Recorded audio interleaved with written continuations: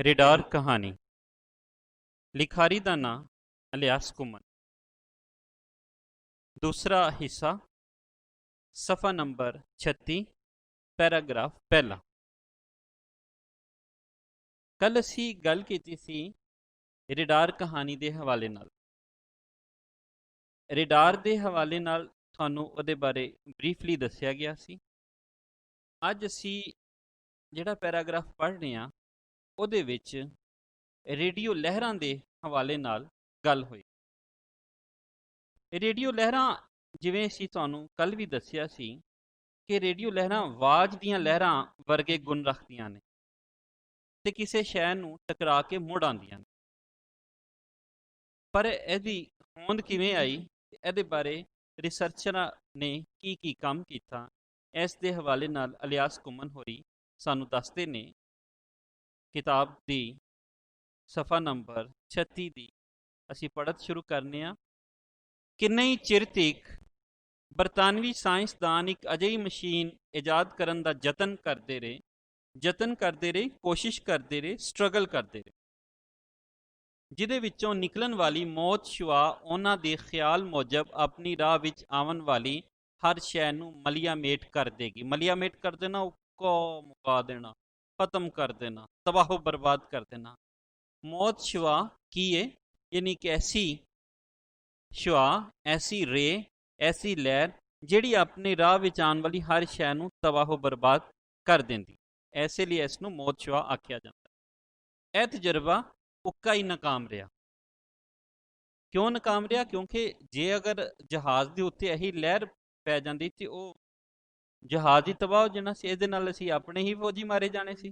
यानी मुराद कि अपने जहाज़ों वास्ते भी तो सानू चाहिए है ना रेडार कि साडा जहाज़ किधरे दुश्मन के ठिकाणियां वाल ते नहीं जा रहा।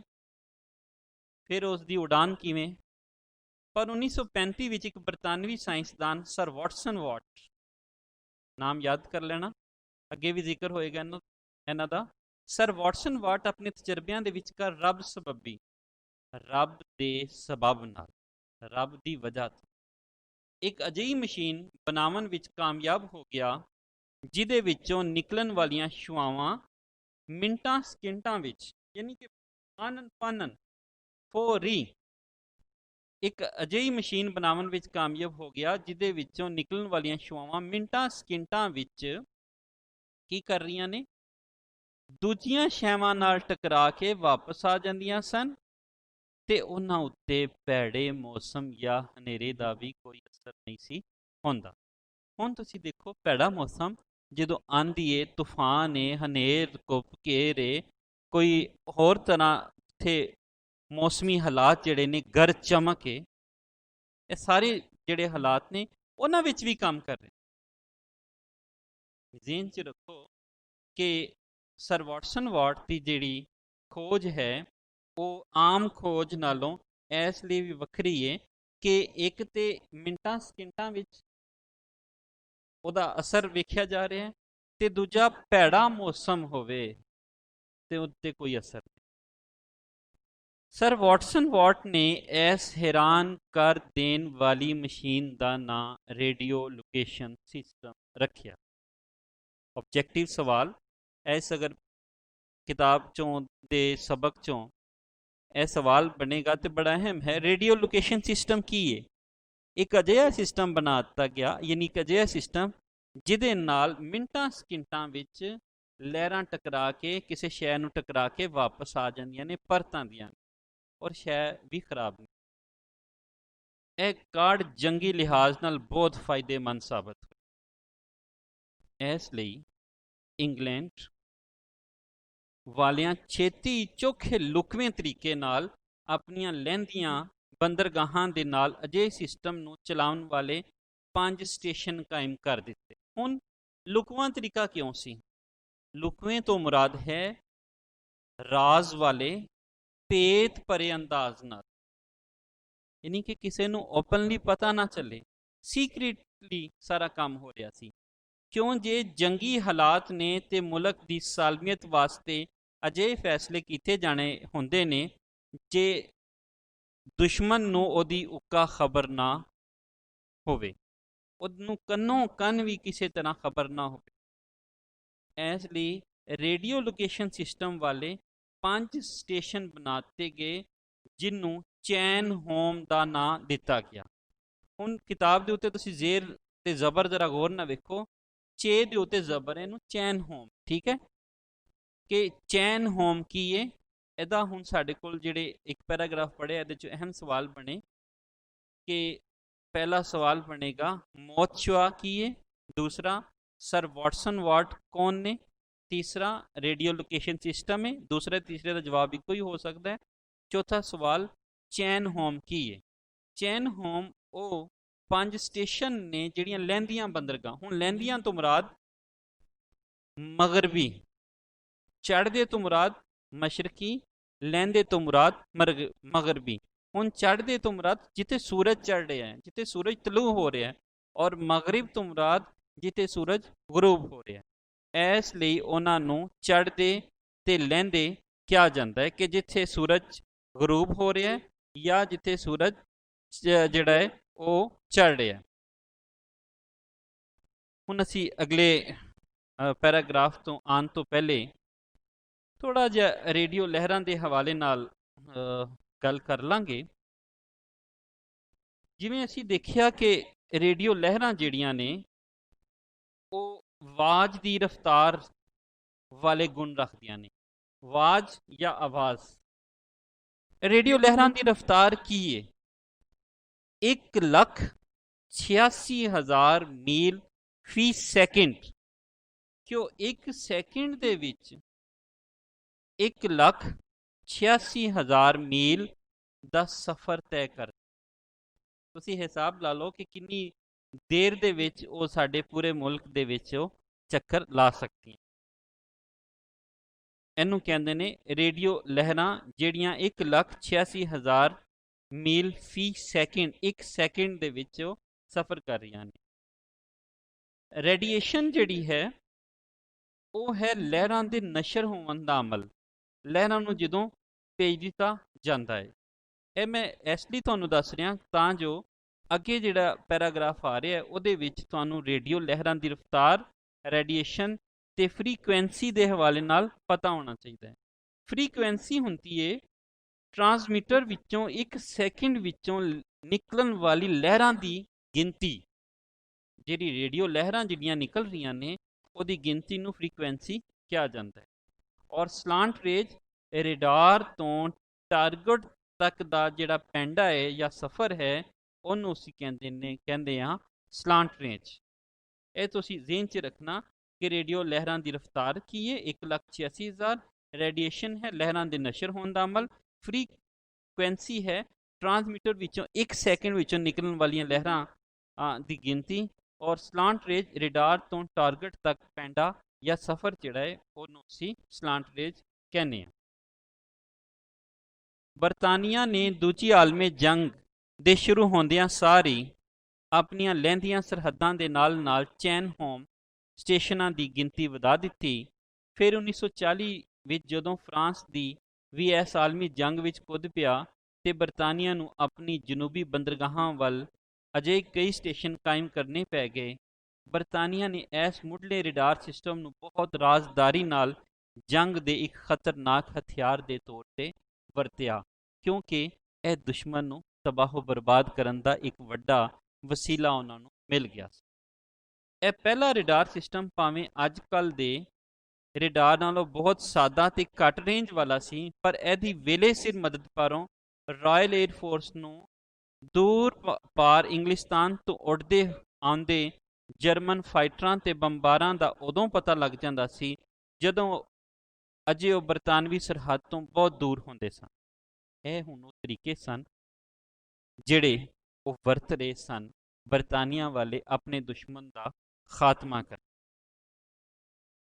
ਇਸ ਲਈ ਬਰਤਾਨਵੀ ਲੜਾਕੇ ਹਵਾਈ ਜਹਾਜ਼ ਇਹਨਾਂ ਹੱਲਾ ਬੋਲਣ ਵਾਲਿਆਂ ਨਾਲ ਭੀੜ ਕਰਨਾ ਲੜਨਾ ਝਗੜਨਾ ਲਈ ਫਜ਼ਾ ਵਿੱਚ ਆਮਨਯੋਗ ਹੋ ਜਾਂਦੇ ਸਨ। ਕਈ ਵਾਰੀ ਤੇ ਬਰਤਾਨਵੀ ਰਾਖੇ ਮੁਹਾਫਿਜ਼ ਜਿਹੜੇ ਹਿਫਾਜ਼ਤ ਕਰ ਰਹੇ ਨੇ ਜਹਾਜ਼ ਜਰਮਨ ਹਮਲਾਵਰਾਂ ਨੂੰ ਰਾਹ ਵਿੱਚ ਡੱਕ ਕੇ ਤਬਾਹ ਕਰ ਦਿੰਦੇ ਸੀ। ਯਾਨੀ ਉਹਨਾਂ ਨੂੰ ਤਬਾਹੋ ਬਰਬਾਦ ਕਰਨਾ ਤੇ ਰਸਤੇ ਵਿੱਚ ਹੀ ਉਹਨਾਂ ਨੂੰ ਆਪਣੀ ਸਰਹੱਦ ਵਿੱਚ ਆਉਣ ਦਾ ਮੌਕਾ ਹੀ ਨਹੀਂ ਦਿੱਤਾ ਜਾਂ ਉਹਨਾਂ ਨੂੰ ਪਿੱਛਾ ਪਰਤਣ ਤੇ ਮਜਬੂਰ ਕਰਤਾ, ਕਿਉਂਕਿ ਜਿਵੇਂ ਉਹ ਵੱਡੀ ਤਾਦਾਦ ਵਿੱਚ ਅੱਗੇ ਆਏ ਉਹਨਾਂ ਦਾ ਰਾਹ ਹੀ ਬੰਦ ਕਰਤਾ, ਉਹਨਾਂ ਨੂੰ ਇਸ ਤਰ੍ਹਾਂ ਤਬਾਹੋ ਬਰਬਾਦ ਕੀਤਾ ਕਿ ਉਹ ਵਾਪਸ ਜਾਣ ਲਈ ਮਜਬੂਰ ਹੋ। ਇਹ ਸੀ ਬਰਤਾਨੀਆ ਦਾ ਤਰੀਕਾਕਾਰ ਜਿਹੜਾ ਉਹਨਾਂ ਨੇ ਜਰਮਨੀ ਫੌਜ ਨੂੰ ਖਤਮ ਕਰਨ ਲਈ ਵਰਤਿਆ ਸੀ। ਇਸ ਇਜਾਦ ਨੇ ਜਰਨੈਲਾਂ ਨੂੰ ਡਾਢਾ ਪਰੇਸ਼ਾਨ ਕਰ ਦਿੱਤਾ ਸੀ। ਜਰਮਨ ਦੇ ਜਰਨੈਲਾਂ ਨੂੰ, ਉਹਨਾਂ ਨੂੰ ਸਮਝ ਨਹੀਂ ਸੀ ਆਉਂਦੀ ਕਿ ਉਹਨਾਂ ਦੀ ਖੁਫੀਆ ਹਵਾਈ ਹਮਲਿਆਂ ਦੀ ਕੌਣ ਮੁਖਬਰੀ ਕਰ ਦਿੰਦਾ।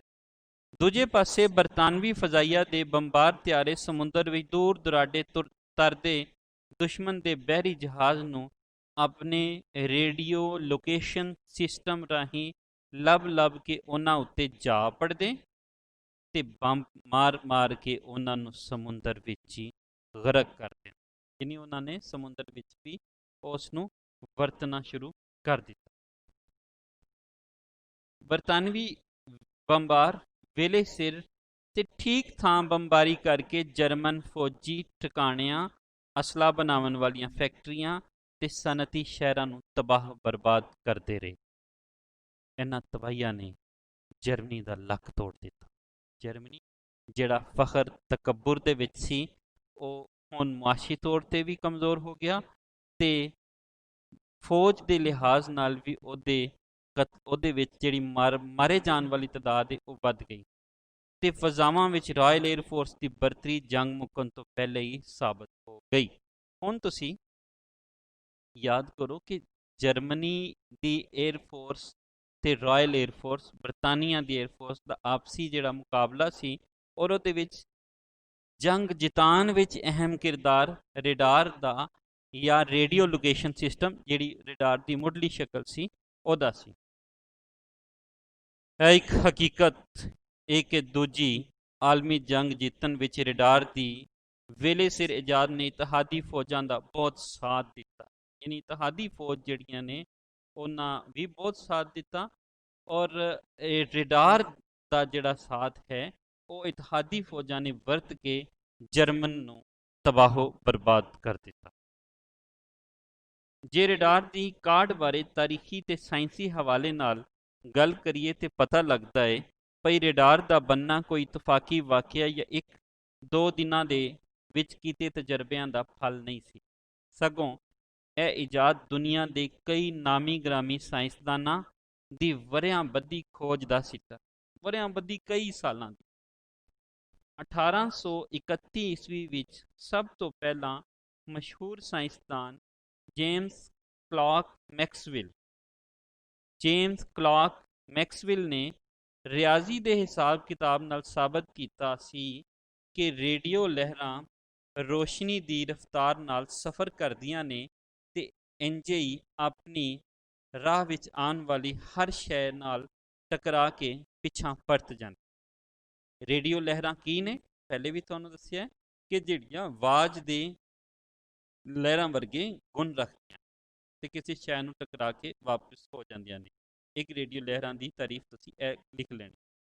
ਤੇ ਕਿਹੜੇ ਸਾਇੰਸਦਾਨਾਂ ਨੇ ਰੇਡੀਓ ਲਹਿਰਾਂ ਬਣਾਉਣ ਵਿੱਚ ਆਪਣੀ ਮਿਹਨਤ ਕੀਤੀ? ਸਰ ਵਾਟਸਨ ਵਾਟ, ਕਲਾਰਕ ਮੈਕਸਵੈਲ, ਅੱਗੇ ਵੀ ਅਸੀਂ ਪੜਾਂਗੇ ਮਾਰਕੋਨੀ ਦਾ ਨਾਂ। ਮੈਕਸਵੈਲ ਤੋਂ ਬਾਅਦੋਂ ਹਾਲਾਤ ਜਿਹੜੇ ਨੇ 1888 ਨੂੰ ਜਰਮਨੀ ਵਿੱਚ ਅਮਲੀ ਤਜਰਬੇ ਕਰਦਿਆਂ ਇੱਕ ਸਾਇੰਸਦਾਨ ਹੈਨਰਿਚ ਹਰਟਜ਼, ਨਾਮ ਯਾਦ ਰੱਖ ਲੈਣਾ, ਹੈਨਰਿਚ ਹਰਟਜ਼ ਨੇ ਇਹ ਸਾਬਤ ਕਰ ਦਿੱਤਾ ਭਈ ਰੇਡੀਓ ਲਹਿਰਾਂ ਮਸਨੂਈ ਤੌਰ 'ਤੇ ਵੀ ਪੈਦਾ ਕੀਤੀਆਂ ਜਾ ਸਕਦੀਆਂ ਨੇ। ਮਸਨੂਈ ਤੌਰ 'ਤੇ ਪੈਦਾ ਕਰਨਾ ਯਾਨੀ ਖੁਦ ਬਣਾਉਣਾ। ਹਰਟਜ਼ ਨੇ ਆਪਣੇ ਆਲਿਆਂ ਨਾਲ, ਆਪਣੇ ਇੰਸਟਰੂਮੈਂਟਸ ਨਾਲ ਅਜਿਹੀਆਂ ਰੇਡੀਓ ਲਹਿਰਾਂ ਪੈਦਾ ਕਰ ਵਿਖਾਈਆਂ ਜਿਹੜੀਆਂ ਮਸਾਂ 2-4 ਫੁੱਟ ਦੂਰ ਤੱਕ ਹੀ ਅੱਪੜ ਸਕਦੀਆਂ ਸਨ। 1895 ਈਸਵੀ ਵਿੱਚ, ਇੱਥੇ ਪਿਛਲਾ ਜਿਹੜਾ ਪੈਰਾਗ੍ਰਾਫ ਸਫਾ ਨੰਬਰ 37 ਦਾ ਪਹਿਲਾ ਪੈਰਾਗ੍ਰਾਫ ਪੜ੍ਹਿਆ ਹੈ, ਉਹਦੇ ਵਿੱਚ ਤੁਸੀਂ ਦੇਖੋ ਸਵਾਲ ਬਣ ਜਾਏਗਾ ਕਿ ਕੀ ਰੇਡੀਓ ਲਹਿਰਾਂ ਮਸਨੂਈ ਤੌਰ ਤੇ ਪੈਦਾ ਕੀਤੀਆਂ ਜਾ ਸਕਦੀਆਂ ਨੇ? ਸਵਾਲ। ਦੂਸਰਾ ਸਵਾਲ, ਹੈਨਰਿਚ ਹਰਟਜ਼ ਕੌਣ ਸੀ? ਹੈਨਰਿਚ ਹਰਟਜ਼ ਉਹ ਸੀ ਜਿਸ ਨੇ ਮਸਨੂਈ ਤੌਰ ਤੇ ਰੇਡੀਓ ਲਹਿਰਾਂ ਪੈਦਾ ਕੀਤੀਆਂ ਔਰ ਇਹ ਰੇਡੀਓ ਲਹਿਰਾਂ 2-4 ਫੁੱਟ ਤੱਕ ਹੀ ਅੱਪੜ ਸਕਦੀਆਂ ਸਨ। ਮਾਰਕੋਨੀ ਕੌਣ ਸੀ? ਨਵਾਂ ਸਵਾਲ ਪਹਿਲੀ ਲਾਈਨ ਪੜ੍ਹਨ ਤੋਂ ਪਹਿਲੇ ਹੀ ਬਣਾ ਲਓ। 1895 ਈਸਵੀ ਵਿੱਚ ਅਜ਼ੀਮ ਸਾਇੰਸਦਾਨ ਮਾਰਕੋਨੀ ਨੇ ਲੰਮੇ ਰੇਂਜ ਲੌਂਗ ਰੇਂਜ ਉੱਤੇ ਰੇਡੀਓ ਲਹਿਰਾਂ ਘੱਲਣ ਦੇ ਤਜਰਬਿਆਂ ਦਾ ਇੱਕ ਲੰਮਾ ਚੌੜਾ ਸਿਲਸਿਲਾ ਸ਼ੁਰੂ ਕੀਤਾ। ਉਹਨੇ ਹਰਟਜ਼ ਨਾਲੋਂ ਚੰਗਾ ਸਾਜ਼ੋ ਸਮਾਨ ਵਰਤਿਆ ਤੇ ਓੜਕ ਤੋਂ ਮੁਰਾਦ ਆਖਿਰਕਾਰ ਐਟ ਲਾਸਟ ਇੱਕ ਤਾਕਤਵਰ ਰੇਡੀਓ ਲਹਿਰਾਂ ਪੈਦਾ ਕਰਨ ਵਿੱਚ ਕਾਮਯਾਬ ਹੋ ਗਿਆ। ਯਾਨੀ ਉਹਦਾ ਕ੍ਰੈਡਿਟ ਜਿਹੜਾ ਹੈ ਉਹ ਮਾਰਕੋਨੀ ਕੋਲ ਚਲਾ ਗਿਆ ਕਿ ਤਾਕਤਵਰ ਲਹਿਰਾਂ ਕਿਸ ਸਾਇੰਸਦਾਨ ਨੇ ਪੈਦਾ ਕੀਤੀਆਂ? ਮਾਰਕੋਨੀ ਦੀਆਂ ਬਣਾਈਆਂ ਰੇਡੀਓ ਲਹਿਰਾਂ ਇੰਨੀਆਂ ਤਗੜੀਆਂ ਸਨ ਕਿ ਉਹਦੇ ਨਸ਼ਰ ਕੀਤੇ ਗਏ ਸਿਗਨਲ ਘੱਟ ਵੱਧ 2000 ਮੀਲ ਲੰਮੇ ਬਹਿਰੇ ਓਕੀਆਨੂਸ ਨੂੰ ਵੀ ਪਾਰ ਕਰਕੇ ਅਮਰੀਕਾ ਵਿੱਚ ਅੱਪੜ ਗਏ ਸਨ। ਉਦੋਂ ਮਾਰਕੋਨੀ ਨੇ ਜਿਹੜੀ ਪੇਸ਼ਨਗੋਈ ਕੀਤੀ ਸੀ, ਯਾਨੀ ਪਹਿਲੇ ਤੋਂ ਜਿਹੜੀ ਖਬਰ ਦਿੱਤੀ ਸੀ, ਉਹ ਬਾਅਦ ਵਿੱਚ ਅਜੋਕੇ ਰਡਾਰ ਦੀ ਅੱਪੜਨ ਦੀ ਪਗਡੰਡੀ ਸਾਬਤ ਹੋਈ। ਯਾਨੀ ਉਹਨਾਂ ਨੇ ਮੰਜ਼ਿਲ ਦੱਸਤੀ, ਰਾਹ ਦੱਸਤਾ, ਉਸ ਰਾਹ 'ਤੇ ਟੁਰ ਕੇ ਅਸੀਂ ਨਵੇਂ ਜਿਹੜੇ ਸਾਇੰਸਦਾਨ ਉਹਨਾਂ ਨੇ ਮੰਜ਼ਿਲ ਬਣਾ ਲਈ, ਮੰਜ਼ਿਲ ਪਾ। ਉਹਨੇ ਆਖਿਆ ਸੀ ਭਈ ਇਹ ਰੇਡੀਓ ਲਹਿਰਾਂ ਇੱਕ ਦਿਹਾੜੇ ਮੀਲਾਂ ਦੂਰ ਦੀਆਂ ਸ਼ੈਵਾਂ ਦੇ ਹੋਣ ਦਾ ਸੂਹ ਲੈਣ ਲਈ ਵਰਤੀਆਂ ਜਾਵਨ। ਸੂਹ ਲੈਣਾ, ਖਬਰ ਲੈਣਾ, ਕਿਸੇ ਗੱਲ ਨੂੰ ਜਾਣਨ ਲਈ ਜਿਹੜੀ ਹੈ ਉਹਦੇ ਬਾਰੇ ਪੁੱਛਣਾ ਕਿ ਇਹ ਕਿਵੇਂ ਹੋਇਆ ਤੇ ਕਿਸ ਤਰ੍ਹਾਂ ਹੋਇਆ। ਯਾਨੀ ਸੂਹ ਲੈਣ ਦੇ ਵਿੱਚ ਜਿਹੜਾ ਨਾ ਤੁਸੀਂ ਜਾਣਨ ਦੀ ਖਾਹਿਸ਼ ਰੱਖਦੇ ਹੋ, ਤਜੱਸੁਸ ਦੀ ਜਿਹੜੀ ਖਾਹਿਸ਼ ਉਹ ਮੌਜੂਦ ਹੋ। ਸੂਹ ਲੈਣ ਯਾਨੀ ਪਤਾ ਲਾਣਾ, ਕਿਸੇ ਤਰ੍ਹਾਂ ਤਜੱਸੁਸ ਦੇ ਨਾਲ ਕਿ ਪਤਾ ਲੱਗੇ ਅੱਗੇ ਕੀ ਹੋਣਾ। ਮਾਰਕੋਨੀ ਨੇ ਰੇਡੀਓ ਲਹਿਰਾਂ ਬਾਰੇ ਆਪਣੀ ਖੋਜ ਜਾਰੀ ਰੱਖੀ ਤੇ 1925 ਈਸਵੀ ਵਿੱਚ ਉਹ ਅਜਿਹੀਆਂ ਰੇਡੀਓ ਲਹਿਰਾਂ ਨਸ਼ਰ ਕਰਨ ਵਿੱਚ ਕਾਮਯਾਬ ਹੋ ਗਿਆ ਜਿਨ੍ਹਾਂ ਦੇ ਜਵਾਬੀ ਸਿਗਨਲ ਤੋਂ ਉਹਨੇ ਜ਼ਮੀਨ ਤੇ ਫਜ਼ਾ ਉੱਤੇ ਮੌਜੂਦ ਓਜ਼ੋਨ ਦੀ ਹਿਫਾਜ਼ਤੀ ਪੱਟੀ ਦੀ ਉਚਾਈ ਨਾਪ ਲਈ। ਉਹਨੇ ਨਾਪ ਲਈ ਕਿ ਇਹ ਕਿੰਨੀ ਉਚਾਈ ਤੇ ਮੌਜੂਦ ਹੈ।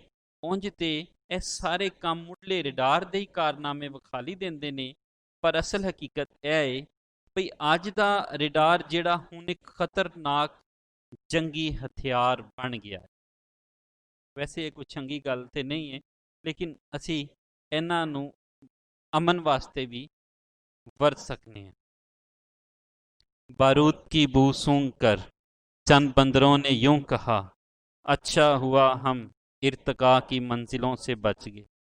कि लुट मार कत्लो गारत इंसान ਦਾ ਇਨਸਾਨ ਨੂੰ ਮਾਰਨਾ ਇਹ ਕਿਸੇ ਤਰ੍ਹਾਂ ਵੀ ਸੋਚਣ ਵਾਲੇ ਨੂੰ, ਸਮਝਣ ਵਾਲੇ ਨੂੰ ਕਾਬਲੇ ਕਬੂਲ ਨਹੀਂ ਹੁੰਦਾ। ਹਮੇਸ਼ਾ ਹਥਿਆਰਾਂ ਦਾ, ਲੜਾਈ ਦਾ ਤੇ ਕਤਲੋ ਗਾਰਤ ਦਾ ਸਿੱਟਾ ਕੁਝ ਚੰਗਾ ਨਹੀਂ ਨਿਕਲਦਾ। ਅਮਨ ਦੀ ਗੱਲ ਕਰੋ, ਇਨਸਾਨੀਅਤ ਦੀ ਗੱਲ ਕਰੋ, ਔਰ ਇਹੀ ਸਭ ਤੋਂ ਵੱਡੀ ਗੱਲ ਹੈ। ਉਹ ਨਾ ਤੇ ਉਦੋਂ ਅਜੇ ਬਣਿਆ ਸੀ ਤੇ ਨਾ ਹੀ ਸਾਇੰਸਦਾਨਾਂ ਨੂੰ ਪੂਰਾ ਅਹਿਸਾਸ ਸੀ ਕਿ ਇਹਨਾਂ ਰੇਡੀਓ ਲਹਿਰਾਂ ਨੂੰ ਵਰਤ ਕੇ ਕੋਈ ਇਹੋ ਜਿਹੀ ਮਸ਼ੀਨ ਵੀ ਬਣਾਈ ਜਾ ਸਕਦੀ। ਯਾਨੀ ਜਿਹੜਾ ਰੇਡਾਰ ਜਿਹੜਾ ਮੁੱਢਲਾ ਬਣਿਆ ਸੀ, ਰੇਡਾਰ ਅਸਲ ਵਿੱਚ ਉਹੀ ਸੀ, ਬਾਅਦੋਂ ਉਹਦੀਆਂ ਸ਼ਕਲਾਂ ਬਦਲੀਆਂ ਗਈਆਂ। ਜਿਵੇਂ ਜਿਵੇਂ ਤਰੱਕੀ ਹੁੰਦੀ ਗਈ, ਹਾਲਾਤ ਜਿਹੜੇ ਨੇ ਉਹ ਬਿਹਤਰੀ ਵਾਲੇ ਪਾਸੇ ਆਉਂਦੇ ਗਏ ਔਰ ਤਾਕਤਵਰ ਸ਼ੈਵਾਂ ਬਣਦੀਆਂ ਗਈਆਂ। ਰੇਡੀਓ ਲੋਕੇਸ਼ਨ ਸਿਸਟਮ ਵਿੱਚ ਰੇਡੀਓ ਲਹਿਰਾਂ ਨੂੰ ਜੰਗੀ ਮਕਸਦਾਂ ਲਈ ਵਰਤਣ ਦੇ ਤਰੀਕੇ ਦੇ ਮੌਜੂਦ ਭਾਵੇਂ ਅੰਗਰੇਜ਼ ਸਾਇੰਸਦਾਨ ਹੀ ਸਨ, ਪਰ ਉਹ ਜਾਣਦੇ ਸਨ ਕਿ ਰੇਡੀਓ ਲਹਿਰਾਂ ਦੂਜੇ ਯੂਰਪੀ ਮੁਲਕਾਂ ਦੇ ਸਾਇੰਸਦਾਨਾਂ ਲਈ ਵੀ ਕੋਈ ਨਵੀਂ ਸ਼ੈ ਨਹੀਂ। ਫਿਰ ਉਹਨਾਂ ਨੂੰ ਪਤਾ ਸੀ ਕਿ ਨਵੀਂ ਸ਼ੈ ਕੋਈ ਨਹੀਂ ਹੈ, ਇਹ ਉਸੇ ਤਰ੍ਹਾਂ ਹੀ ਪੁਰਾਣੀ ਸ਼ੈ ਜਿਵੇਂ ਰਡਾਰ ਜਾਂ ਹੈਨਰਿਚ ਹਿਟਸ ਨੇ ਬਣਾਈਆਂ ਕਿ ਰੇਡੀਓ ਲਹਿਰਾਂ ਦੂਜੇ ਯੂਰਪੀ ਮੁਲਕਾਂ ਦੇ ਸਾਇੰਸਦਾਨਾਂ ਲਈ ਵੀ ਕੋਈ ਨਵੀਂ ਸ਼ੈ ਨਹੀਂ। ਇਸ ਲਈ ਉਹਨਾਂ ਆਪਣੀ ਇਜਾਦ ਨੂੰ ਡਾਢਾ ਖੁਫੀਆ ਰੱਖਿਆ ਸੀ, ਪਰ ਇਹਦੇ ਬਾਰੇ ਤਕਨੀਕੀ ਜਾਣਕਾਰੀ ਅਮਰੀਕਾ ਨੂੰ ਦੇ ਦਿੱਤੀ। ਅਮਰੀਕੀ ਸਾਇੰਸਦਾਨਾਂ ਇਸ ਸਿਸਟਮ ਉੱਤੇ ਇੰਨੀ ਮਿਹਨਤ ਕੀਤੀ ਭਈ ਕੁਝ ਮਹੀਨਿਆਂ ਵਿੱਚ ਬਰਤਾਨੀਆ ਦਾ ਰੇਡੀਓ ਲੋਕੇਸ਼ਨ ਸਿਸਟਮ ਦੁਨੀਆ ਦਾ ਸਭ ਤੋਂ ਤਾਕਤਵਰ ਤੇ ਚੋਖਾ ਖਤਰਨਾਕ ਜਾਸੂਸੀ ਆਲਾ ਬਣ ਗਿਆ। ਅਮਰੀਕੀਆਂ ਇਹਦੇ ਵਿੱਚ ਇੰਨੀਆਂ ਜਿੱਦਤਾਂ ਪੈਦਾ ਕਰ ਦਿੱਤੀਆਂ ਕਿ ਅਸਲੋਂ ਇੱਕ ਨਵੀਂ ਸ਼ੈ ਬਣ ਗਿਆ। ਉਹਨਾਂ ਇਹਦਾ ਨਾਮ ਵੀ ਬਦਲ ਕੇ ਰੇਡਾਰ ਰੱਖ ਦਿੱਤਾ। ਤੁਹਾਨੂੰ ਇੱਕ ਵਾਰੀ ਫਿਰ ਦੱਸ ਦੇਵਾਂ, ਰੇਡੀਓ ਐਂਗਲ ਡਿਟੈਕਸ਼ਨ ਐਂਡ ਰੇਂਜਿੰਗ, ਠੀਕ ਹੈ। ਇਹਦਾ ਅਗਰ ਅਸੀਂ ਲਫ਼ਜ਼ ਲੱਭੀਏ, ਮੁਖਾਫਿਫ ਤੇ ਇਹੀ ਹੈ ਨਾ, ਐਬਰੀਵੇਸ਼ਨ ਤੇ ਰੇਡਾਰ ਹੈ, ਲੇਕਿਨ ਹੈ ਕਿ R for radio, A for angle, D for detection and AR for ranging and ranging. A for ranging, A for and or R for ranging. ਅੱਜ ਇਹੋ ਨਾ ਹੀ ਸਾਰੀ ਦੁਨੀਆ ਵਿੱਚ ਪ੍ਰਚਲਿਤ ਹੈ, ਮਸ਼ਹੂਰ ਹੈ, ਚੱਲਦਾ ਹੈ, ਜਿਹਨੂੰ ਅਸੀਂ ਬੋਲਦੇ ਹਾਂ। ਇਹਦੇ ਵਿੱਚ ਜਿਹੜੇ ਨੇ ਜ਼ਿਆਦਾ ਤੋਂ ਜ਼ਿਆਦਾ ਉਹ ਤਰੱਕੀ ਹੋ ਰਹੀ ਹੈ। ਮਾਈਕਰੋ ਸੈਕਿੰਡ ਵਿੱਚ ਰੇਡਾਰ ਆਪਣਾ ਜਿਹੜਾ ਹੈ ਉਹ ਰਿਜ਼ਲਟ ਸਾਹਮਣੇ ਲੈਂਦੇ ਨੇ। ਮਾਈਕਰੋ ਸੈਕਿੰਡ ਕਹਿੰਦੇ ਨੇ, ਅਸੀਂ ਆਰਟਸ ਦੇ ਤਾਲਿਬ ਇਲਮ ਇਸ ਲਈ ਤੁਹਾਨੂੰ ਦੱਸ ਰਿਹਾ, ਬੜੀ ਨੋਰਮਲ ਦੀ ਗੱਲ ਹੈ। ਮਾਈਕਰੋ ਸੈਕਿੰਡ ਕਹਿੰਦੇ ਨੇ 1 ਸੈਕਿੰਡ ਦਾ 10ਵਾਂ ਹਿੱਸਾ, ਨਹੀਂ ਜਿਹੜਾ 1 ਸੈਕਿੰਡ ਹੈ ਉਹਦਾ ਵੀ 10ਵਾਂ ਹਿੱਸਾ। ਜਿਵੇਂ ਅਸੀਂ ਅਗਰ ਕਲਮ ਖੋਲ੍ਹਨੇ ਆ ਤੇ ਉਹਦੇ 'ਚ ਅਗਰ 1 ਸੈਕਿੰਡ ਲੱਗਦਾ ਹੈ ਤੇ ਉਸ ਦਾ ਵੀ 10ਵਾਂ ਹਿੱਸਾ ਜਿਹੜਾ ਹੈ ਉਹ ਮਾਈਕਰੋ ਸੈਕਿੰਡ। ਹੁਣ ਮਾਈਕਰੋ ਸੈਕਿੰਡ ਦੇ ਵਿੱਚ ਇਹ ਚੀਜ਼ਾਂ ਜਿਹੜੀਆਂ ਨੇ ਉਹ ਆਪਣਾ ਰਿਜ਼ਲਟ ਦੇ ਰਹੀਆਂ।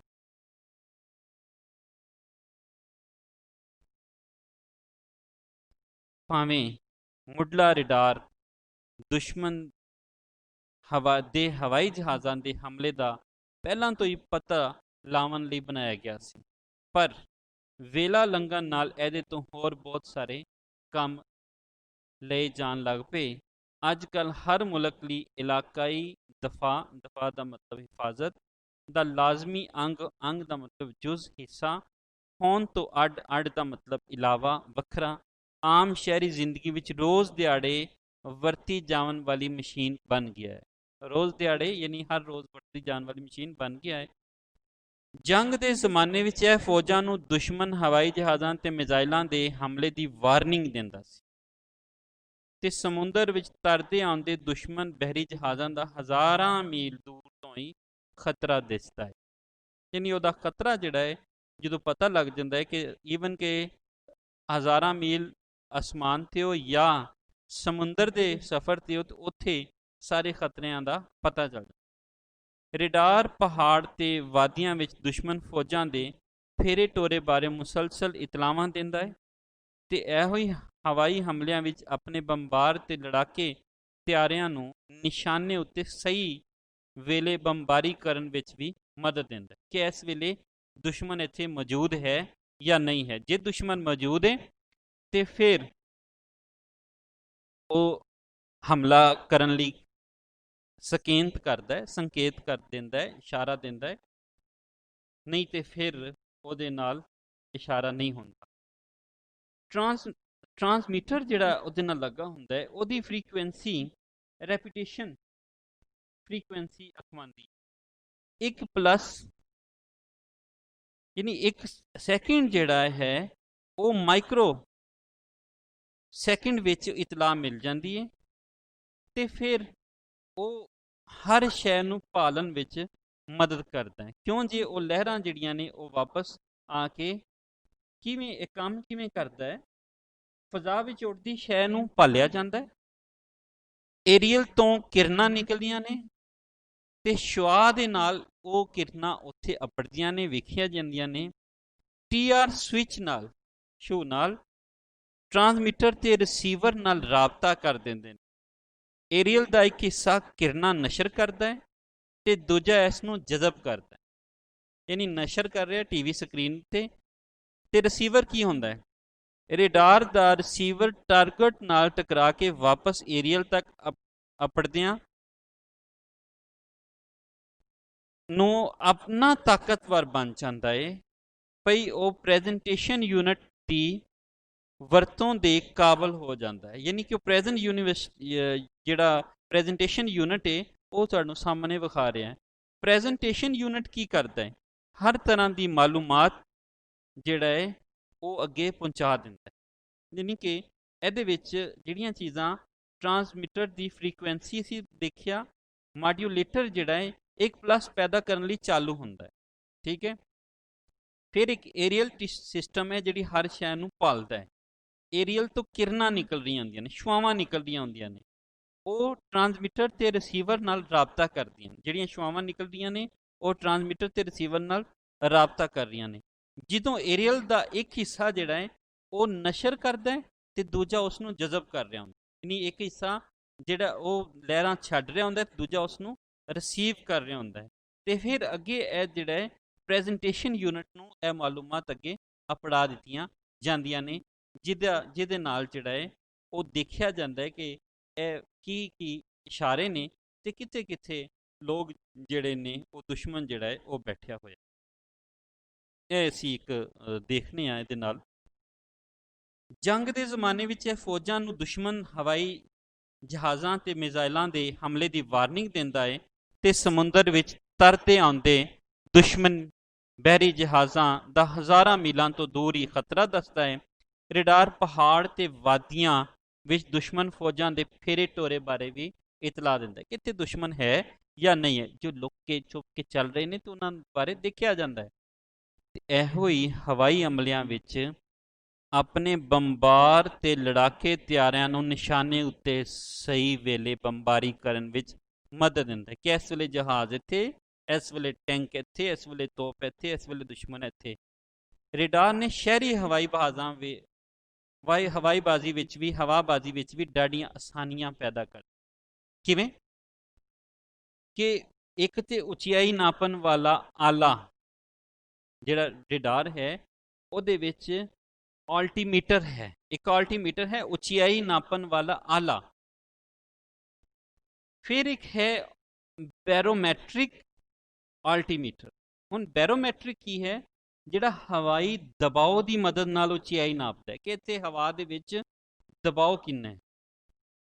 ਅੱਗੇ ਫਿਰ ਅਗਰ ਅਸੀਂ ਚਲੀਏ ਫਿਰ ਹੈ ਓਸੀਲੇਟਰ। ਓਸੀਲੇਟਰ ਹੈ ਸਿਗਨਲ ਪੈਦਾ ਕਰਨ ਵਾਲਾ ਆਲਾ। ਇਹਦੇ 'ਚ ਸਿਗਨਲ ਜਿਹੜੇ ਪੈਦਾ ਕੀਤੇ ਜਾਂਦੇ। ਆਇਓਨਾਈਜ਼ਡ ਲੇਅਰ ਜ਼ਮੀਨੀ ਫਜ਼ਾ ਵਿੱਚ ਕੁਝ ਮੀਲ ਉੱਚੀ ਕੁਦਰਤੀ ਤੌਰ ਤੇ ਮੌਜੂਦ ਚਾਰਜ ਹੋਏ ਐਟਮਾਂ ਦੀ ਝਿੱਲੀ ਜਿਹੜੀ ਹੈ ਉਸ ਨੂੰ ਅਸੀਂ ਆਇਓਨਾਈਜ਼ਡ ਲੇਅਰ ਕਹਿੰਦੇ। ਯਾਨੀ ਐਸੀ ਝਿੱਲੀ ਜਿਹੜੀ ਕੁਦਰਤੀ ਤੌਰ ਤੇ ਐਟਮਾਂ ਦੀ ਮੌਜੂਦ ਹੈ। ਇੰਟਰੋਗੇਟਰ ਰੇਡਾਰ ਜਿਹੜਾ ਪੁੱਛਗਿੱਛ ਕਰਨ ਵਾਲਾ। ਯਾਨੀ ਰੇਡਾਰ ਦੀਆਂ ਅੱਗੇ ਜਿਹੜੀਆਂ ਕਿਸਮਾਂ ਨੇ, ਆਲਟੀਮੀਟਰ ਜਿੰਨਾ ਉਚਾਈ ਨਾਪੀ ਜਾ ਰਹੀ ਹੈ, ਬੈਰੋਮੈਟ੍ਰਿਕ ਹਵਾਈ ਦਬਾਅ, ਓਸੀਲੇਟਰ ਸਿਗਨਲ ਪੈਦਾ ਕੀਤਾ ਜਾ ਰਿਹਾ, ਆਇਓਨਾਈਜ਼ਡ ਲੇਅਰ ਜਿਹੜੀ ਕੁਦਰਤੀ ਤੌਰ ਤੇ ਜ਼ਮੀਨੀ ਫਜ਼ਾ ਵਿੱਚ ਜਿਹੜੀ ਹੈ ਝਿੱਲੀ ਐਟਮਾਂ ਦੀ। ਫਿਰ ਇੰਟਰੋਗੇਟਰ ਰੇਡਾਰ ਜਿਹੜਾ ਹੈ ਪੁੱਛਗਿੱਛ ਕਰਨ ਵਾਲਾ ਕਿ ਉਹਦੇ ਪੁੱਛਿਆ ਜਾਂਦਾ ਹੈ ਕਿ ਕਿਹੜੀ ਸ਼ੈ ਕਿੱਥੇ ਹੈ, ਕਿਵੇਂ ਆ ਰਹੀ ਹੈ, ਕੌਣ ਇੱਥੇ ਚੱਲ ਰਿਹਾ ਹੈ। ਅੱਜ ਕੱਲ੍ਹ ਮੁਸਾਫਰ ਤੇ ਸਮਾਨ ਢੋਣ ਵਾਲੇ ਉੱਡਣੇ ਤੇ ਤਰਨੇ ਜਹਾਜ਼ਾਂ ਦੀ ਰਹਿਨੁਮਾਈ ਲਈ ਇਹ ਇੱਕ ਇੰਤਹਾਈ ਜ਼ਰੂਰੀ ਆਲਾ ਬਣ ਗਿਆ। ਸੰਘਣੇ ਬੱਦਲਾਂ ਵਿੱਚ ਉੱਡੇ ਬਹੁ ਤਰੀਖੇ, ਬੜੇ ਤੇਜ਼ ਤਰੀਖੇ, ਵੈਸੇ ਸ਼ਰਾਰਤੀ ਨੂੰ ਵੀ ਕਹਿੰਦੇ ਨੇ ਲੇਕਿਨ ਇੱਥੇ ਮਤਲਬ ਤੇਜ਼ ਤਰੀਖੇ ਹਵਾਈ ਜਹਾਜ਼ਾਂ ਨੂੰ ਇੱਕ ਦੂਜੇ ਨਾਲ ਭਿੜਨ ਤੋਂ ਬਚਣ ਤੇ ਸੰਘਣੀਆਂ ਧੁੰਦਾਂ ਵਿੱਚੋਂ ਗੁਜ਼ਰਦੇ, ਯਾਨੀ ਕਿ ਜਿਹੜੇ ਬਹੁਤ ਤੇਜ਼ ਚੱਲ ਰਹੇ ਨੇ ਹਵਾਈ ਜਹਾਜ਼ ਜਿਵੇਂ ਜੰਗੀ ਜਹਾਜ਼ F-16 ਵਗੈਰਾ, ਉਹਨਾਂ ਨੂੰ ਵੀ ਭਿੜਨਾ ਤਾਂ ਕਿ ਇੱਕ ਦੂਜੇ ਨਾਲ ਵੱਜ ਨਾ ਜਾਣ ਤੋਂ ਬਚਾਉਣ ਤੇ ਸੰਘਣੀਆਂ ਧੁੰਦਾਂ ਵਿੱਚੋਂ ਗੁਜ਼ਰਦੇ ਬਹਿਰੀ ਜਹਾਜ਼ਾਂ ਨੂੰ ਸਮੁੰਦਰੀ ਚਟਾਨਾਂ, ਯਾਨੀ ਬਹਿਰੀ ਜਹਾਜ਼ ਜਿਹੜੇ ਸਮੁੰਦਰ ਤੇ ਵੱਡੇ ਵੱਡੇ, ਅਗਲਾ ਸਫਾ ਕਰ ਲਓ, ਸਫਾ ਨੰਬਰ 3, ਤੇ ਵੱਡੇ ਵੱਡੇ ਬਰਫਾਨੀ ਤੋਦਿਆਂ ਨਾਲ ਟਕਰਾਉਣ ਤੋਂ ਬਚਾਉਣ ਲਈ ਇਹੋ ਹੀ ਵਰਤਿਆ ਜਾਂਦਾ ਹੈ। ਇਹਨੇ ਬੰਦਰਗਾਹਾਂ ਤੇ ਹਵਾਈ ਅੱਡਿਆਂ ਦੇ ਕੰਮ ਨੂੰ ਵੀ ਢੇਰ ਸੌਖਾ ਕਰ ਤੇ ਆਸਾਨ ਬਣਾ ਦਿੱਤਾ। ਇਹ ਦੂਰ ਦੁਰਾਡੇ, ਬਹੁਤ ਦੂਰ, ਕਾਫੀ ਦੂਰ ਸਮੁੰਦਰੀ ਜਹਾਜ਼ਾਂ ਨੂੰ ਸਾਹਿਲ ਵੱਲ ਆਉਣ ਲਈ ਸਹੀ ਰਾਹ ਦੱਸਦਾ ਹੈ, ਨਾਲੇ ਹਵਾਈ ਜਹਾਜ਼ਾਂ ਨੂੰ ਹਨੇਰੇ ਤੇ ਭੈੜੇ ਮੌਸਮ ਵਿੱਚ ਹਵਾਈ ਅੱਡੇ ਤੇ ਉਤਰਨ ਲਈ ਮਦਦ ਦਿੰਦਾ ਹੈ। ਯਾਨੀ ਇੱਥੇ ਸਾਰੇ ਜਿਹੜੇ ਸਵਾਲ ਦੇ ਜਵਾਬ ਜਿਹੜਾ ਬਣ ਰਿਹਾ ਹੈ ਕਿ ਰਡਾਰ ਜੰਗ ਵਿੱਚ ਜਿਸ ਤਰ੍ਹਾਂ ਕੰਮ ਆਉਂਦਾ, ਉਹ ਤੇ ਅਸੀਂ ਪਿੱਛੇ ਦੇਖ ਲਿਆ ਕਿ ਰਡਾਰ ਅਮਨ ਦੇ ਵੇਲੇ ਕਿਵੇਂ ਕੰਮ ਆ ਰਿਹਾ। ਠੀਕ ਹੈ, ਯਾਨੀ ਇੱਕ ਤੇ ਹਨੇਰੇ ਤੇ ਭੈੜੇ ਮੌਸਮ ਵਿੱਚ ਜਹਾਜ਼ਾਂ ਨੂੰ ਲੈਂਡਿੰਗ ਕਰਨ ਵਾਸਤੇ ਵਰਤਿਆ ਜਾਂਦਾ ਹੈ। ਫਿਰ ਬਹਿਰੀ ਜਹਾਜ਼ ਜਿਹੜੇ ਨੇ ਉਹ ਬਰਫਾਨੀ ਤੋਦਿਆਂ ਤੇ ਚਟਾਨਾਂ ਤੋਂ ਬਚਾਉਣ ਲਈ, ਔਰ ਸ਼ਹਿਰੀ ਹਵਾਈਬਾਜ਼ੀ ਲਈ ਵੀ ਹਵਾਬਾਜ਼ੀ ਲਈ ਵੀ ਵਰਤਿਆ ਜਾਂਦਾ ਹੈ। ਤੇ ਫਿਰ ਰਡਾਰ ਦੇ ਨਾਲ ਇੱਕ ਹੋਰ ਫਾਇਦਾ ਜਿਹੜਾ ਅੱਗੇ ਅਸੀਂ ਹੁਣ ਅਗਲੀ ਲਾਈਨ ਪੜ੍ਹੇ, ਆਮ ਸ਼ਹਿਰੀ ਵਰਤਾਰੇ ਵਿੱਚ ਰਡਾਰ ਮਹਿਕਮਾ ਮੌਸਮੀਆਤ ਦੇ ਕੰਮ ਆਉਂਦਾ ਹੈ। ਤੁਸੀਂ ਮਹਿਕਮਾ ਮੌਸਮੀਆਤ ਦਾ ਦਫ਼ਤਰ ਦੇਖਿਆ ਹੋਏਗਾ ਜੇਲ੍ਹ ਰੋਡ ਤੇ, ਤੁਸੀਂ ਉੱਥੇ ਦੇਖਿਆ ਇੱਕ ਰਡਾਰ ਲੱਗਿਆ ਹੈ। ਮਹਿਕਮਾ ਮੌਸਮੀਆਤ ਆਉਣ ਵਾਲੇ ਮੌਸਮਾਂ ਦਾ ਰਡਾਰ ਰਾਹੀਂ ਗਵੇੜ ਲਾ ਕੇ, ਗਵੇੜ ਕਹਿੰਦੇ ਨੇ ਅੰਦਾਜ਼ਾ ਲੈ, ਯਾਨੀ ਅਸੀਂ ਉਹਦੇ ਬਾਰੇ ਅੰਦਾਜ਼ਾ ਲਾਉਂਦੇ ਹਾਂ ਕਿ ਇਹ ਕੀ ਹੋਏਗਾ, ਮੌਸਮ ਜਿਹੜਾ ਹੈ ਉਹ ਕਿਵੇਂ ਦਾ ਅੱਗੇ ਚੱਲੇਗਾ। ਠੀਕ ਹੋ ਗਿਆ, ਗਵੇੜ ਅੰਦਾਜ਼ੇ ਨੂੰ ਕਹਿੰਦੇ ਨੇ, ਯਾਨੀ ਕਿ ਤੁਸੀਂ ਐਸਾ ਅੰਦਾਜ਼ਾ ਲਾ ਕੇ ਫਿਰ ਪੇਸ਼ੇਨ ਗੋਈਆਂ ਕਰ ਦਿਓ ਕਿ ਦੱਸ ਦਿਓ ਕਿ ਅੱਗੇ ਕੀ ਹੋਏਗਾ, ਕੱਲ ਦਾ ਮੌਸਮ ਕੀ ਹੋਏਗਾ, ਪਰਸੋਂ ਦਾ ਮੌਸਮ ਕੀ ਹੋਏਗਾ। ਸਾਡੇ ਕੋਲ ਤੇ ਹਲੇ ਇੰਨੀ ਤਰੱਕੀ ਯਾਫਤਾ ਰਡਾਰ ਸਿਸਟਮ ਨਹੀਂ ਨੇ। ਯੂਰਪ ਦੇ ਵਿੱਚ ਜੇ ਕਦੇ ਤੁਸੀਂ ਜਾਓ ਤਾਂ ਉੱਥੇ ਇੰਨੀ ਐਕੂਰੇਸੀ ਹੈ ਉਹਨਾਂ ਦੇ ਬਿਆਨਨ ਦੇ ਵਿੱਚ ਕਿ ਅਗਰ ਉਹਨੂੰ ਦੱਸਿਆ ਹੈ ਕਿ 3:12 ਤੇ ਬਾਰਿਸ਼ ਆਏਗੀ, ਤੇ ਉੱਥੋਂ ਦੇ ਲੋਕਾਂ ਨੂੰ, ਉਹਨਾਂ ਨੂੰ ਆਪਣੀ ਸਾਇੰਸ ਤੇ ਟੈਕਨੋਲੋਜੀ ਦੇ ਬਾਰੇ ਇੰਨਾ ਪਤਾ ਹੈ ਕਿ ਉਹ 3:11 ਤੇ ਆਪਣੀ ਛਤਰੀ ਖੋਲ ਲੈਂਦੇ ਤੇ ਠੀਕ 3:12 ਤੇ ਬਾਰਿਸ਼ ਹੋਣਾ ਸ਼ੁਰੂ ਹੋ ਜਾਂਦੀ। ਯਾਨੀ ਐਕੂਰੇਸੀ ਜਿਹੜੀ ਹੈ, ਕਿਉਂਕਿ ਉਹਨਾਂ ਨੇ ਕਿਤਾਬਾਂ ਪੜ੍ਹੀਆਂ ਨੇ, ਉਹਨਾਂ ਨੇ ਸਾਡੇ ਵਾਂਗੂ ਵੇਲਾ ਨਹੀਂ ਜ਼ਾਇਆ ਕੀਤਾ। ਜਿਵੇਂ ਸਾਡੀ ਕੌਮ ਦੀ ਮਜਮੂਈ ਹਾਲਤ ਹੈ ਕਿ ਅਸੀਂ ਗਰਮ ਬਿਸਤਰੇ ਦੇ ਵਿੱਚ ਮੂੰਗਫਲੀਆਂ ਖਾ ਕੇ, ਮਾਲਟੇ ਕਿਨੋਂ ਖਾ ਕੇ ਬੈਠੇ ਹਾਂ ਤੇ ਸੋਚ ਰਹੇ ਹੁੰਦੇ ਹਾਂ ਤੇ ਗੱਲਾਂ ਕਰ ਰਹੇ ਹੁੰਦੇ ਹਾਂ ਕਿ ਸਾਡੇ ਖਿਲਾਫ ਸਾਜ਼ਿਸ਼ਾਂ ਬੜੀਆਂ ਹੋ ਰਹੀਆਂ। ਅਸੀਂ ਪਿਛਲੇ ਕਈ ਹਜ਼ਾਰ ਸਾਲਾਂ ਤੋਂ ਇਹੀ ਗੱਲਾਂ ਕਰਦੇ ਰਹੇ ਔਰ ਸਾਇੰਸ ਤੇ ਟੈਕਨੋਲੋਜੀ ਦੇ ਬਾਰੇ ਅਮਲੀ ਤੌਰ ਤੇ ਕੁਝ ਨਹੀਂ ਕੀਤਾ, ਜਿਹਦੀ ਵਜ੍ਹਾ ਤੋਂ ਅਸੀਂ ਗੱਲਾਂ ਤੇ ਅਗਲੀ ਨਸਲ ਨੂੰ ਵੀ ਸਿਰਫ ਗੱਲਾਂ ਹੀ ਸਿਖਾਈਆਂ ਕਿ ਯਾਰ ਗੱਲਾਂ ਕਰਾਂਗੇ ਸਾਡੇ ਖਿਲਾਫ ਸਾਜ਼ਿਸ਼ਾਂ ਹੋ ਰਹੀਆਂ ਨੇ। ਅਸੀਂ ਤੇ ਉਂਝ ਜੇ ਮੈਂ ਕਦੀ ਕਿਸੇ ਕੋਲੋਂ ਪਤਾ ਕਰਾਂ, ਗ੍ਰੈਜੂਏਸ਼ਨ ਦੇ ਤਾਲਿਬ ਇਲਮ ਕੋਲੋਂ, ਕਿ ਦੱਸੋ ਤੁਸੀਂ ਕੋਈ ਕਿਤਾਬ ਪੜ੍ਹੀ, ਕੋਈ ਜ਼ਿੰਦਗੀ 'ਚ ਕਿਤਾਬ ਪੜ੍ਹੀ, ਕਮ ਸੇ ਕਮ 14 ਸਾਲ ਤੁਸੀਂ ਹੋ ਗਏ ਨੇ ਪੜ੍ਹਦੇ ਹੋਏ ਆ, 6 ਸਾਲ ਤੁਹਾਡੀ ਉਮਰ ਵੀ ਹੋਣੀ, ਹੁਣ 20-21 ਸਾਲ ਦੇ ਹੈ ਉਹ, ਤੇ ਅੱਗੋਂ ਜਿਹੜੇ ਨਾ ਦੰਦੀਆਂ ਕੱਢ ਕੇ ਵਿਖਾ ਦਿੰਦੇ, ਕਿਸੇ ਨੇ ਵੀ ਕੋਈ ਕਿਤਾਬ ਨਹੀਂ ਪੜ੍ਹੀ ਹੁੰਦੀ। ਲੇਕਿਨ ਅਸੀਂ ਇੰਨਾ ਜ਼ਰੂਰ ਪੜ੍ਹਿਆ ਹੈ ਲੋਕਾਂ ਕੋਲੋਂ ਕਿ ਸਾਡੇ ਖਿਲਾਫ ਸਾਜ਼ਿਸ਼ਾਂ ਹੋ ਰਹੀਆਂ ਨੇ। ਔਰ ਅਗਰ ਇਹ ਵਾਕਈ ਕੰਮ ਇਲਮੀ ਤੇ ਜਹਾਲਤ ਦੀ ਵਜ੍ਹਾ ਤੋਂ ਅਸੀਂ ਇਹ ਗੱਲ ਕਰਨੇ ਆ, ਤੇ ਇੰਜ ਦੀਆਂ ਗੱਲਾਂ ਅਸੀਂ ਅੱਗੇ ਹੀ ਕਰਦੇ ਰਹਿਣਾ। ਕੋਸ਼ਿਸ਼ ਕਰੋ ਇਲਮ ਜਿਹੜਾ ਹੈ ਉਹ ਹਾਸਿਲ ਕਰੋ। ਜਿਹੜੀ ਕੌਮਾਂ ਨੇ ਇਲਮ ਹਾਸਿਲ ਕੀਤਾ, ਟੈਕਨੋਲੋਜੀ ਨੂੰ ਵਰਤਿਆ, ਅੱਗੇ ਤਰੱਕੀ ਕੀਤੀ, ਉਹ ਅੱਗੇ ਗਈਆਂ। ਸਿਰਫ ਗੱਲਾਂ ਕਰਨ ਨਾਲ ਕੁਝ ਨਹੀਂ ਜੇ ਹੁੰਦਾ। ਜਦੀਦ ਤਰੀਨ ਰਡਾਰ ਸਾਇੰਸਦਾਨਾਂ ਨੂੰ ਖਲਾ ਵਿੱਚ ਵੱਡੇ ਵੱਡੇ ਰਾਕਟ ਤੇ ਖਲਾਈ ਸਟੇਸ਼ਨ ਕਲਨ ਵਿੱਚ ਮਦਦ ਕਰਦੇ ਨੇ। ਚੰਦ ਦੀ ਸਤ੍ਹਾ ਉੱਤੇ ਖੈਰ ਖੈਰੀਅਤ ਨਾਲ ਉਤਰਨ ਵਾਲੇ ਅਮਰੀਕੀ ਖਲਾਬਾਜ਼ ਵੀ ਰਡਾਰ ਰਾਹੀਂ ਇਹ ਕਾਰਨਾਮਾ ਕਰ ਦਿਖਾਉਣ ਦੇ ਕਾਬਲ ਹੋ ਗਏ। ਯਾਨੀ ਕਿ ਨੀਲ ਆਰਮਸਟਰਾਂਗ ਦਾ ਨਾਂ ਤੁਹਾਨੂੰ ਯਾਦ ਹੋਏਗਾ, ਜਿਹੜਾ ਖਲਾਬਾਜ਼ ਜਿਹੜਾ ਸੀ ਉਹ ਜਹਾਜ਼ ਵੀ ਚੰਦ ਤੇ ਗਿਆ। ਕਹਿੰਦੇ ਕਿ ਉਹਦੇ ਵਾਸਤੇ ਵੀ ਮਦਦਗਾਰ ਜਿਹੜੀ ਇਹ ਸਾਬਤ ਹੋ ਰਹੇ ਹੈ। ਦਿਨ ਬ ਦਿਨ ਨਵੀਆਂ ਤਕਨੀਕਾਂ ਵਰਤ ਕੇ, ਨਵੀਂ ਟੈਕਨੋਲੋਜੀ ਵਰਤ ਕੇ ਰਡਾਰ ਕੋਲੋਂ ਨਿਤ ਨਵੇਂ ਕੰਮ ਲਏ ਜਾ ਰਹੇ ਨੇ ਤੇ ਵੇਲੇ ਦੇ ਨਾਲ ਨਾਲ ਇਹਦੇ ਗੁਣ ਵੱਧਦੇ ਜਾ ਰਹੇ ਨੇ, ਗੁਣ ਖੂਬੀਆਂ ਵੱਧਦੀਆਂ ਜਾ ਰਹੀਆਂ। ਇਸ ਲਈ ਇਸ ਵੇਲੇ ਮੁਸਤਕਬਲ ਦੇ ਰਡਾਰ ਦੇ ਬੇਹੱਦ ਅਨੋਖੇ ਕੰਮਾਂ ਬਾਰੇ ਪੇਸ਼ੇਨ ਗੋਈ ਕਰਨਾ ਵੀ ਔਖਾ ਹੋ ਗਿਆ ਹੈ ਕਿ ਅੱਗੇ ਅਗਲਾ ਜਿਹੜਾ ਦੌਰ ਹੈ ਉਹ ਕਿਵੇਂ ਦਾ ਹੋਏਗਾ, ਤੇ ਉਸ ਵੇਲੇ radio angle detection and ranging machine ਜਿਹੜੀ ਹੈ ਉਹ ਕਿਵੇਂ ਆਪਣਾ ਕੰਮ ਕਰੇਗੀ। ਅੱਜ ਦਾ ਲੈਕਚਰ ਬਸ ਇੰਨਾ ਹੀ। ਜ਼ਿੰਦਗੀ ਰਹੀ ਤੇ ਕੱਲ ਮਿਲਾ।